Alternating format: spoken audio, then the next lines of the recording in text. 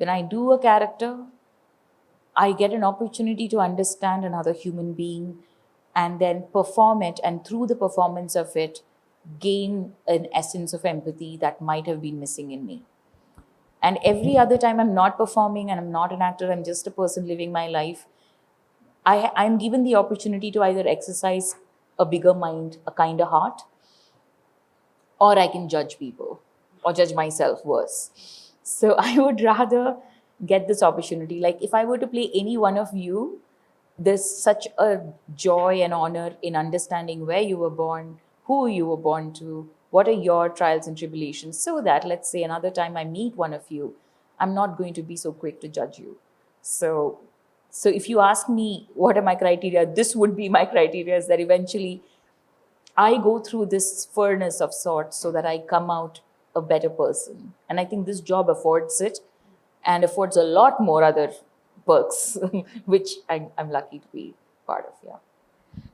In fact, if I recollect one of your, since you were talking about, being cast in a lot of dramatic Yeah. roles, one of my personal favorites is Jaya Shashidharan in Kareeb Kareeb Single, your Hindi debut, opposite the great Irfan Khan. But I also feel that that was a movie made by women, written by women, made by women, and it captured this really textured portrayal of a woman's fears, her yearnings, etc. Which brings me to another concern, really, which is, you mentioned these strong women portrayals, but a strong woman does not always have to be like a serious woman in that sense. So, what are we really missing when we look at the film landscape across the country, not just in one particular industry? We don't see so many women writing, we don't see so many women behind the camera. So, what aspects of women's lives are we missing? How much are we actually missing? Clearly, there are a lot of stories to tell. Do you see that changing? Have you seen that change over the last, say, 10 years? This is one of those questions where I always come across as a cynic. So I'm going to try and be a bit more optimistic in my answer. See, I love a good biryani, okay? I love a very flavorful, let's say, lamb biryani. And if you just like give me a soup which is flavored with mutton, would I be happy? Well, yeah, it's better than nothing. So I'm like, the breadcrumbing of the progress that we, so to speak, does not bode well with me. There is tokenistic approaches to hiring women. I would still take that over nothing. We do need our foot in the door to make some changes. But what we are missing out on in terms of representation of characters, be it a man, woman, any person who's writing it, like it doesn't have to be women writing women. It can be women writing men too. It can be any gender wanting to write about any other gender in a capacity that they know the story really well. It's just that if we take a cross section basically of this room right now, there is such an equal representation between men and women. If I were to make a guess, I don't want to be assuming.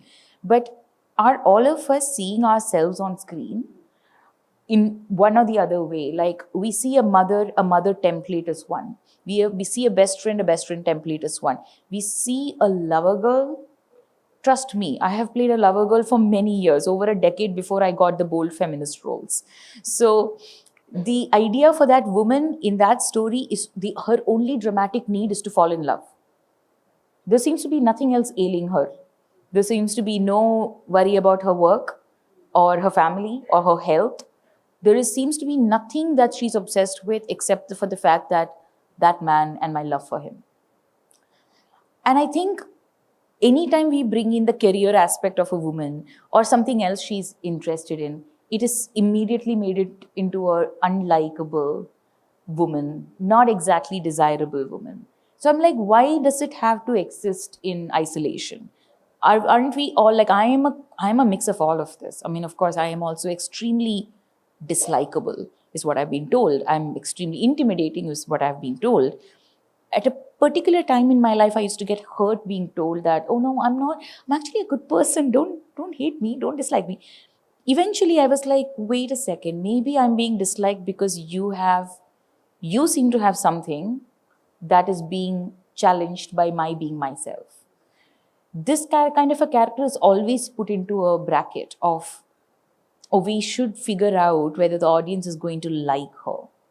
The likability never seems to be a responsibility put on the men or male characters. We can actually hate them and still be rooting for them, because that somehow is art. That somehow is like, oh, that's a hero. Oh, we know men who are flawed. Women are flawed too, beautifully so. But the moment we say that she's a negative character, she has a gray shade, and da da da da, she's villainized. So I think these kind of cliche generalization of us is very, very belittling, to say the least. And I think we know in our own circles, not all women are best friends. Okay, we also have I have women in my life I don't like and they don't like me. But that's not because we're women. That's because we are a certain kind of personality and we have value system that we don't agree with each other. Where are these women on cinema? The assumption is that people don't want to watch that.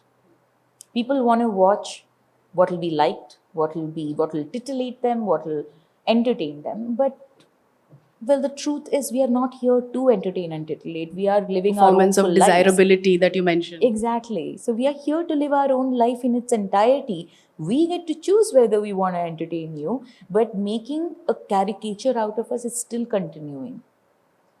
In the biggest of industries, it's still continuing. So once in a while comes a movie like, I don't know, maybe Kareeb Kareeb Single.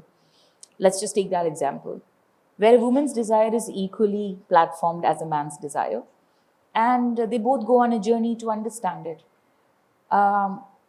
We can quite, like, I think maybe count in our both hands how many of those kind of films we've seen.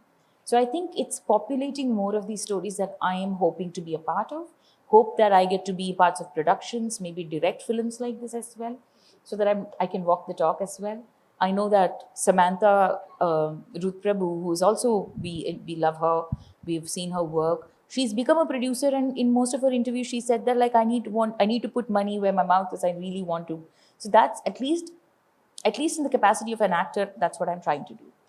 And yeah, to answer your question, which could have been a short answer, was like, no, I'm not happy with how it's changing or how fast it's changing. It's very slow.